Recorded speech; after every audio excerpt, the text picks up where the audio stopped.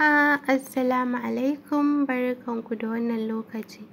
Barkanmu da sake kasancewa da ku a ci gaban littafinmu mai suna cikakkiyar mace. Littafin Real Rashida Bature, wanda ni Fatima Aliyu Zakariya zan karanto muku daga nan tashar Mabsuta TV. Masu sauraro kada ku manta, ku danna mana subscribe sannan ku danna ƙararrawa, don ku dinga samun labaranmu da zarar mun ɗora. Na dube su, ko da mai magana suka yi shiru, hakan ma ya yi, cewar Kamal. Tsaye nake a gefen titi ina duba wayata, da na ji shigowar saƙo ina dubawa ina tafiya. Gab na ji na bugi abu. Sanadin haka, 'yar wayata da nake lallaɓa ta faɗi ƙasa, ta yi filla-filla. Wash na ce tare da dafa goshina. Na tsuguna ina tattara wayata, na miƙe tare da cewa sorry, ba tare da na dubi da waye muka yi karo ba. Idonsa ya limshe tare da datse haƙoransa. Bayan na gama haɗa wayata na ɗago da kaina don ganin wanda na ba shi haƙuri. Ban ga alamar ya motsa ba. Ido na ƙura ma fuskar na tsawon wasu lokaci ina tunanin inda na san fuskar.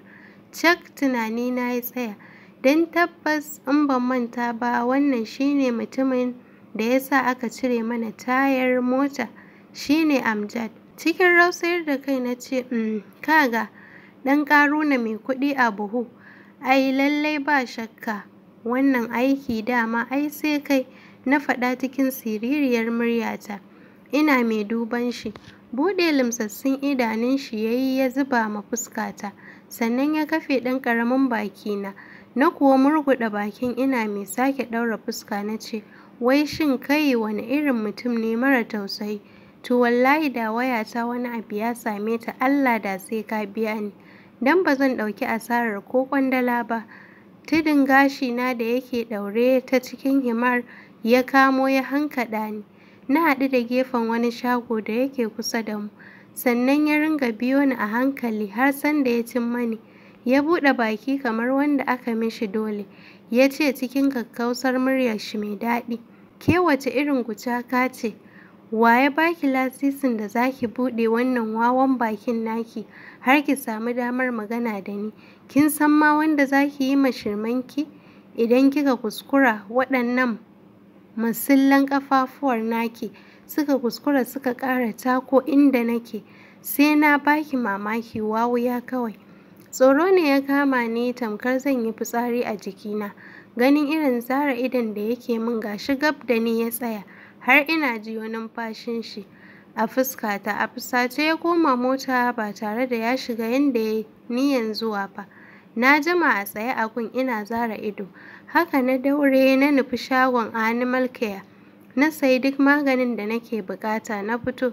Duk ban da nutsuwa a tare da ni, tunda nake ban taɓa jin namiji a kusa da ni haka ba, don ko baƙar maganganun da ya gaya mun ba su damun kamar jinsa da na yi a kusa da ni ba. Jikina a sanyaye na gama siyayya, sannan na nufi kamfaninsa don sayan abincin kaji. Daman hakan nake yi, sai na yi siyayya nake zuwa na sayi abincin kaji. Shi ne na ƙarshe. Na gama komai a cikin kamfanin, hatta kuɗin duk na biya. Rasif ne kawai nake jira ya rubuta mu. Ina zaune a ɗaya daga cikin kujerun gurin, wayar cikin ofis ɗin ce ta fara ringin. Cikin hanzari na ga manaja ya ɗau wayar.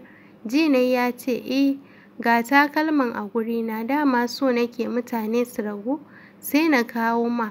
Ban zaci yanzu za ka buƙata ba. Ban ji abin da wanda ya bugo wayar ya ce ba. Na dai sake jin manajan ya sake cewa ba kowa kusa da shi, gashi kuma yana tare da mutane. Okay sa, zan bayar yanzu a kawo maka insha Allah. Sorry sa.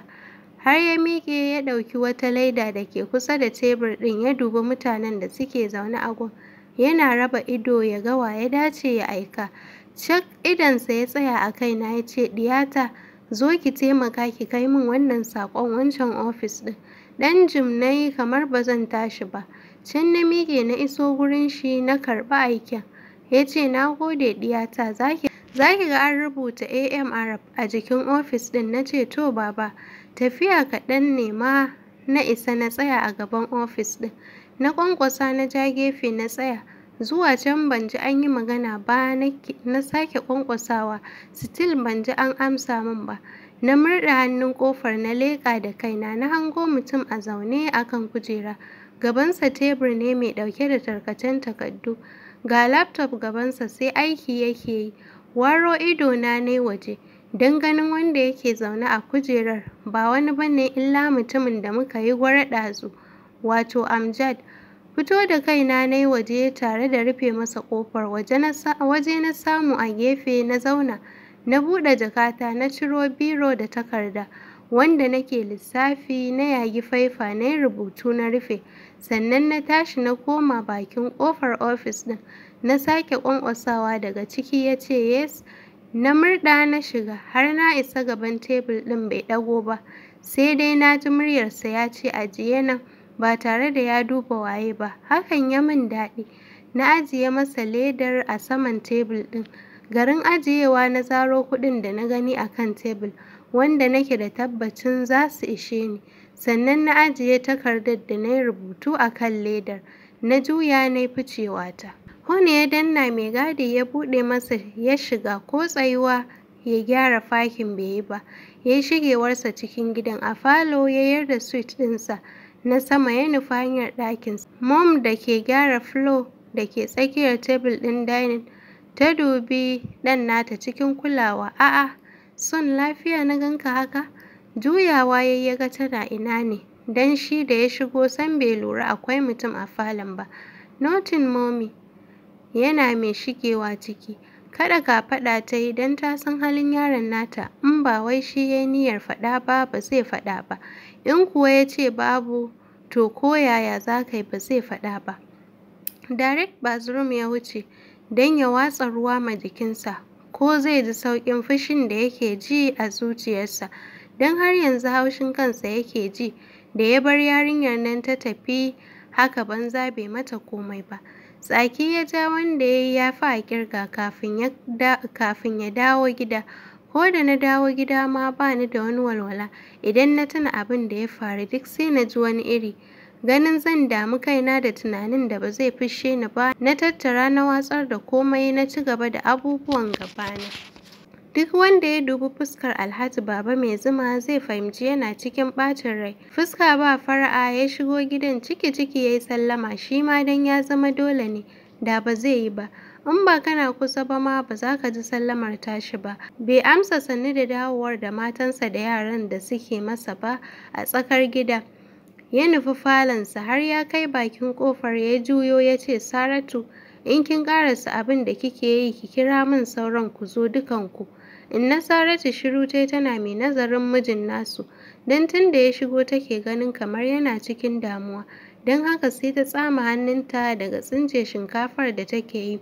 Ta dubi Maryam ‘yarta ta ce, yi maza ki gaya mata Bawa ta zo, malam yana son magana da mu. Ta zo ɗakinsa, dama ita da Inna Zulai ne a wajen. Suka miƙe suka nufi ɗakin mijin nasu. Sun tarar yana zaune a kan kujera sai kaɗa ƙafarsa yake yi. Bai ce musu komai ba har Inna ta Bawa ta shigo ta nemi guri ta zauna tare da cewa sannu da dawowa malam. Bai amsa mata ba, ita ma kamar yadda ya ma sauran matan. Ɗakin ya ɗauki shiru. Tsawon na wasu mintuna kafin ya dube su ya fara magana cikin kwantar da murya yadda za su fahimci maganar har ta shige su. Yanzu ku fi sabilillahi kun kyauta min kenan, ko na ce kun kyauta ma kanku? Ya yi shiru yana mai bin su da ido kamar yadda su ma shi ɗin suke kallo kuma suke sauraro.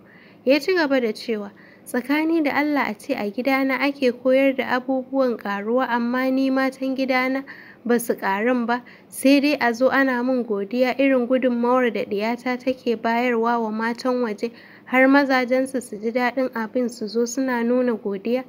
Su zo suna min godiya alhalin ga wanda suka fi buƙatar gyara, a gyara min sunan. Inna ta Bawa ne ta yi cirab ta ce, wai shin malam wane magana kake yi ne? Don ni kam san ban fahimci yadda ka dosa ba. Dubanta ya ce, ai kuwa ya zama dole ki fahimci yadda maganata ta dosa. To bari in fito miki a mutum sak. Yanzu ina zaune a gurin zamanmu da muke ɗan yi jifa-jifa a kan dakalin Malam Audi. sai ga Malam Tanko ya min sallama na amsa, ya nemi guri ya zauna sannan ya duban ya ce, Masha Allah, dama gidanka za ni. Na duba ko kana gida sai na hango ka a nan, to hakan ma ya yi. Na dube shi na ce, to Allah ya sa lafiya dai. Ya ce, wallahi lafiya lau, sai alheri. Wato Alhaji Baba Mai Zuma, kar ka ji wani irin daɗi da nake ciki kwanan nan. Kuma ba kowa ba ce take sa ni wannan farin cikin sai a bar ƙaunata. Baki buɗe Baba Mai Zuma ya dubi abokin nashi don jin kalamin da wai a bar ƙaunarsa. Ai dole ka kalla. Wato a bar ƙaunata ta kasance tana jiyar da ni daɗin da na tun bayan amarci na da ita. Bari in baka abin a buɗe don ka fahimta. A yanzu da kake gani na, idan a bar ƙaunata ta tsotse ni tas, ta lashe ni ta ko'ina, idan na fara aiki zan iya kwana 2 kafin abuna ta kwanta. Sannan ga gyaran da abar ƙaunata ta yi ta ko'ina, wato tsakani da Allah ina cikin shauƙi. Don haka ka ganni nan ba ni wasa wajen tura yara makaranta, don da kaina ma nake kai su, na kuma shaida ma malamin kar ya kuskura ya bar su fito har sai an tashi. Ni kuwa sai na lallaɓa na dawo gurin abar ƙaunata, na ɗibi roman dimokuraɗiyya. Ga tattalin da nake samu, wallahi ko me take so jikina na rawa zan je na yi mata. Ni fa har dakan yaji nake mata a gaban kowa kuwa. Ba ruwana, tattalin abuna nake yi, don na san me nake ji nima daga gare ta. Baki buɗe Baba Mai Zuma yake kallon abokin nashi ya ce, to lallai ka yi babban morewa, Allah ya sa a ci gaba. Amma menene fa'idar gaya min wannan labarin? Wato abin da nake nufi a nan shine, kaf wannan bayani da na yi maka ba a gun kowa ta sami ilimin hakan ba sai a gurin ɗiyarka, wato Hadizatul Kubra. Kai dai wallahi ka yi dacen ɗiya, Allah ya mata albarka, ya ƙaro mata ilimin gyara mana matanmu da tunasar da su abin da suka manta. Don gaskiya ba ƙaramin taimako take yi ma kaf 'yan garin nan ba.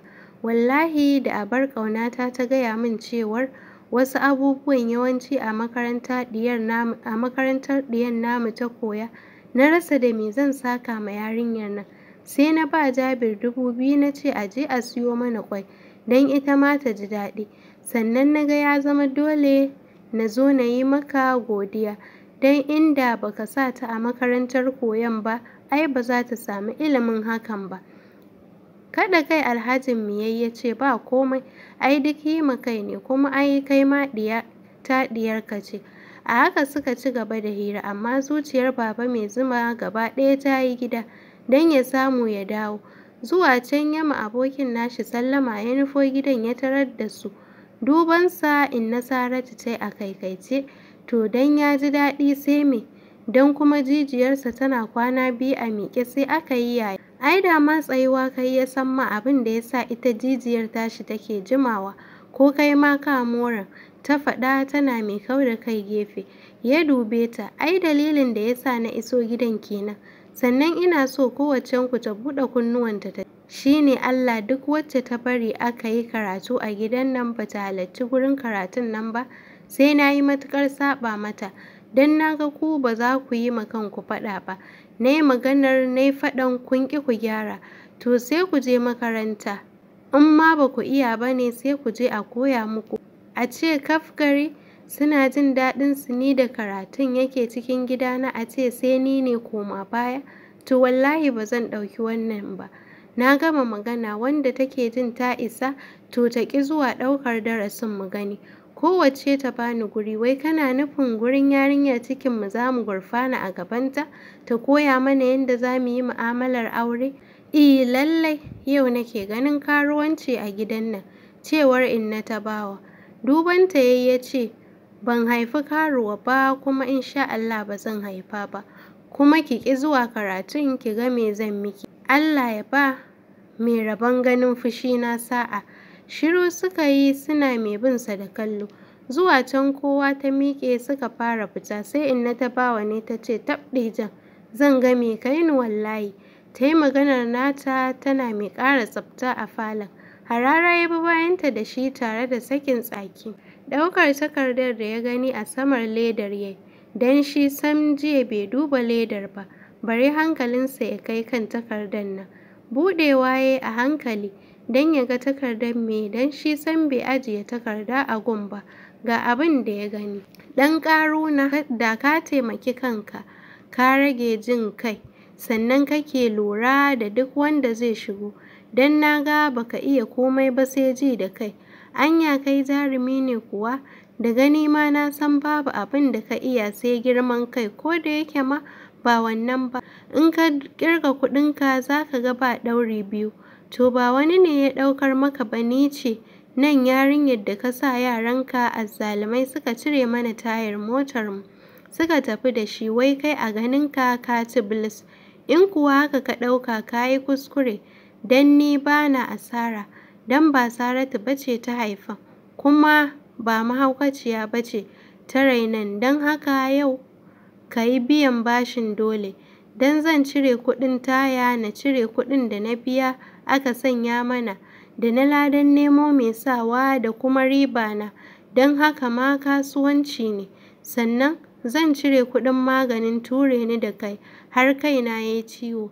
In kuɗin ta yi saura zan ba ma almajirai sadaka, don da gani ba ka sadaka. Solobiyan Hajiya. Wani irin danƙa ya yi wa takardar tare da bige ledar takalmin da yake kan tebul ɗin. Duk suka watse. Dukan kan tebul ɗin ya yi yana mai tauna haƙoransa. Cikin sauri ya ƙarasa gaban tebul ɗin shi ya danna wani abu. Can sai ga abokinsa kuma yaronsa ya shigo. Cikin hanzari ya dubi aminin nasa. Amjad, lafiya kuwa? Me ya same ka? Yana mai ƙarasawa kusa da shi. Bai iya ce masa komai ba don ba zai iya ba. Ga jijiyoyin kansa duk sun fito.